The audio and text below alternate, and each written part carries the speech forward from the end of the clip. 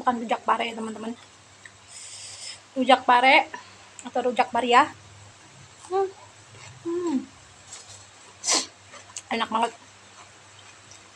Terus ini ada sambal cikur, tinggal sedikit.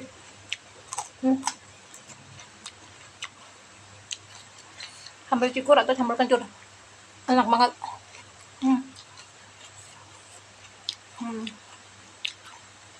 Cobain bikin sambal cikur rujak pare, mantap. Seger, ngapain? Enak.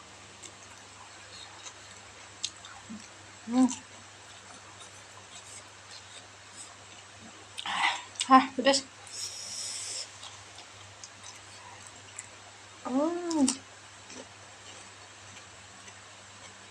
Cobain rujak pare sambal cikur, mantap.